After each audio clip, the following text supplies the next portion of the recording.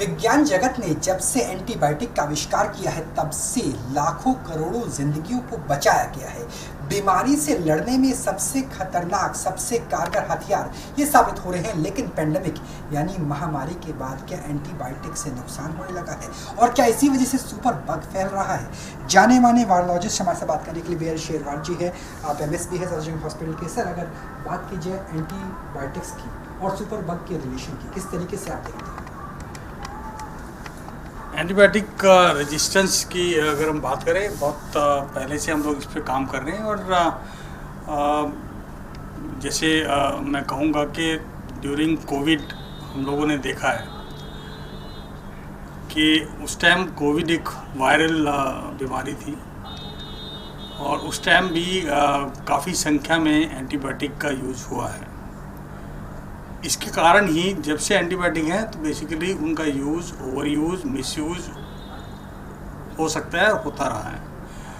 इसीलिए हम बार बार कहते हैं कि एंटीबायोटिक को रेशनली यूज़ करना चाहिए और वो जब तक नहीं होगा तब तक जो है हमें यही इशू रहेगा कि जो एंटीबायोटिक आज की डेट में अवेलेबल हैं वो नेचुरली जो बैक्टीरिया, जो कीटाणु जिन पे वो असर पहले सेंसिटिविटी 100% होती थी, फिर 80% रहेगी, फिर 60% रहेगी। अब ये हो गया है कि 40% तक का कुछ सेंसिटिविटीज़ रह गई है और इवन कुछ कीटाणु जो है ऑलमोस्ट मल्टी ड्रग रेजिस्टेंट तक पहुंच गए हैं कि उन पर कोई दवाई असर नहीं करेगी।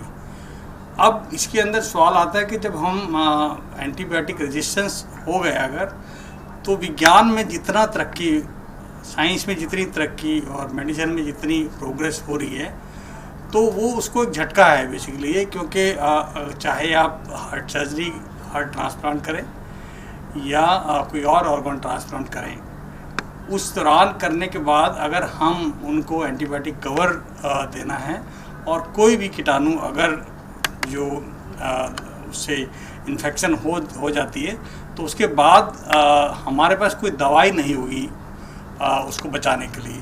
तो हमारी जो साइंस, जो एक तरफ तो हम सर्जरी कर रहे हैं लेकिन वो एक छोटे से कीटाणु ने इन्फेक्शन किया और उसको रिजेक्ट कर दिया। सर, बीते 2 दशकों से बात आ रही है कि एंटीबायोटिक्स का इस्तेमाल बहुत ज़्यादा किया जा रहा है। लोग छोटी छोटी चीज़ों पे ऐसी दवाइयाँ ले लेते हैं जिससे सेंसिटिविटी कम हो जाती है। तो क्या वो ग्रेजुअल असर है या कोरोना महामारी की वजह से इंसान का शरीर भी बड़ी संख्या में ऐसा वीक हो गया जिसकी वजह से उसका असर होना कम हो गया है?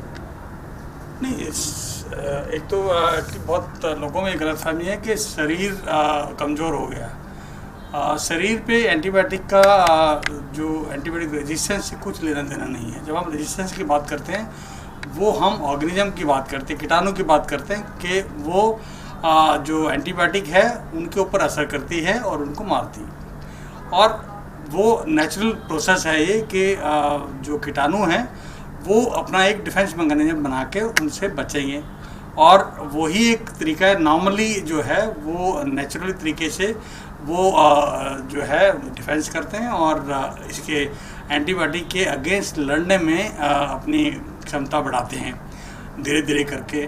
लेकिन उसके अंदर अगर हम मिसयूज और ओवर यूज एंटीबायोटिक करेंगे तो वो उनको फैसिलिटेट करता है। तो अगर नॉर्मली एंटीबायोटिक रेजिस्टेंस पैदा होना है, मान लीजिए जो वो 10-15 साल एक एंटीबायोटिक काम आ सकती है, लेकिन अगर हम उसको यूज़ करें, ओवर यूज़ करें और एक्सेसिव यूज़ अनवांटेड तरीके से किया जाए तो वो 2 साल के अंदर ही रेजिस्टेंस दिखाना लग जाएगा। तो लाइफ जो है, self life of that medicine जो एंटीबायोटिक है वो 2 से 3-4 साल रह जाती है। और इसीलिए एक इशू एंटीबायोटिक के साथ ये भी है कि एंटीबायोटिक नया मॉलिक्यूल जो है बहुत ज़्यादा नहीं आ रहे हैं और उसका कारण जो है ये भी है कि एंटीबायोटिक की लाइफ कम है। जैसे दूसरी मेडिसिन की हम बात करते हैं, अगर मान लीजिए डायबिटीज़ के लिए हम मेडिसिन की बात करते हैं, हाइपरटेंशन के अगेंस्ट मेडिसिन की बात करते हैं, तो प्रॉफिटेबल वो है। फार्मास्यूटिकल कंपनीज डेफिनेटली इन्वॉल्व होते हैं उसमें और ज़्यादा संख्या में उन पे काम करते हैं। लेकिन जब एंटीबायोटिक की बात आती है, एक तो नए मॉलिक्यूल को डेवलप करने में, उसको एक्सपेरिमेंट करने में और उसके बाद एग्जीक्यूट करके और उसको मार्केट लाने में आम तौर पर 10-15 साल लगते हैं। और अगर वो उसका जो यूज़ है हम उसको 4 या 5 या 10 साल तक ही कर पाएंगे तो नेचुरली वो प्रॉफिटेबल नहीं है। तो एक बड़ा काम यह है कि हमारी फार्मास्यूटिकल कंपनी को भी इंसेंटिव नहीं मिलेगा।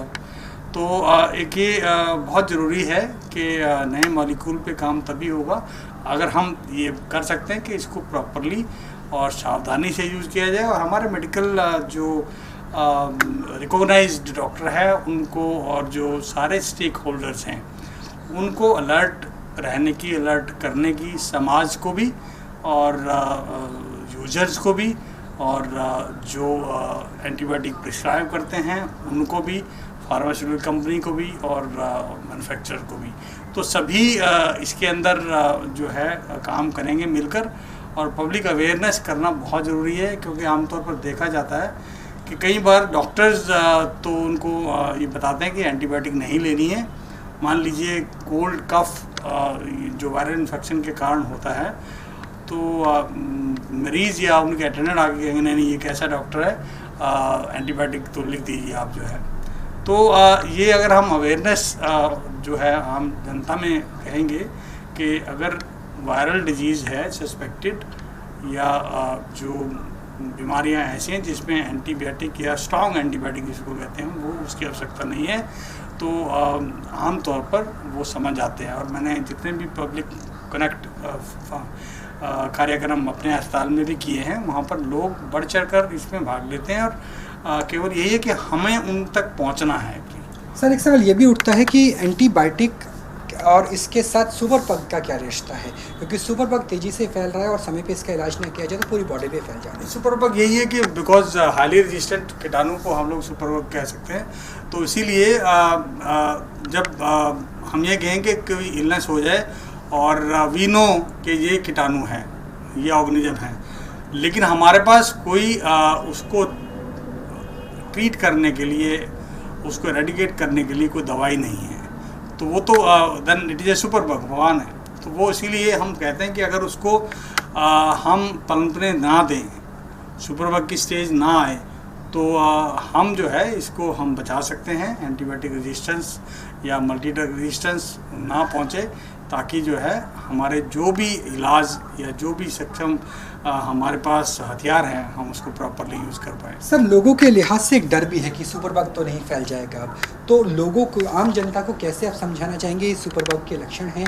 और इस तरीके से इसका उपचार अगर करना है तो इस तरीके से समय रहते कर देना चाहिए? बिल्कुल, देखिए मैं अभी जैसे बात कर रहा था आपको कि एक तो ये है कि इलाज जो है क्वालिफाइड हॉस्पिटल में जो डॉक्टर हैं वहाँ पे कराएं और क्वालिफाइड डॉक्टर के पास जाए, बिकॉज वो उस चीज़ को समझते हैं कि कौन सी एंटीबायोटिक कब देनी है और कितने दिन के लिए देनी है, कितनी डोज देनी है, और अननेसेसरली प्रिस्क्राइब नहीं करना है। बाखूबी समझते हैं हमारे कोलिग। और मैं चाहूँगा कि समय समय पे सरकार काफ़ी रेडियो पे मैंने देखा काफ़ी जो पब्लिक कनेक्ट प्रोग्राम करते हैं और अवेयरनेस उस पर काम काफ़ी हो रहा है, लोगों में जागरूकता आ रही है। तो उसका तरीका यही है कि लोग जागें, जो एंटीबायोटिक खाने वाले और जो एंटीबायोटिक प्रिस्क्राइब करने वाले दोनों अगर जागरूक हो जाएंगे तो नेचुरली मैं ये कहता हूँ कि आज की डेट में हमको एंटीबायोटिक को बचाना है। अगर हमें उनकी लाइफ बढ़ानी है तो we have to take care of antibiotics. News nation को वक्त देने के लिए बहुत बहुत शुक्रिया। डॉक्टर शेरवार हमारे साथ बात कर रहे थे जिन्होंने महत्वपूर्ण 3 बातें बताई। पहला ये कि जैसे खांसी जुकाम जैसे छोटी छोटी चीज़ें हैं इसमें एंटीबायोटिक का इस्तेमाल ना करें तो बेहतर रहेगा। दूसरा, अगर एंटीबायोटिक का इस्तेमाल करना है तो कम से कम करें, क्योंकि किसी भी रिसर्च में एंटीबायोटिक पहुंचने में 10 से 15 साल लग जाते हैं और उससे पहले वो ख़त्म हो जाती है तो दुनिया की एक बड़ी आबादी रिस्क में आ जाएगी। और जब इसका, तीसरी महत्वपूर्ण बात यह है कि जब इसका ज़्यादा इस्तेमाल किया जाता है तभी जन्म होता है सुपर बग का। जर्नलिस्ट संजय कुमार के साथ राहुल निवास, न्यूज़ नेशन, दिल्ली।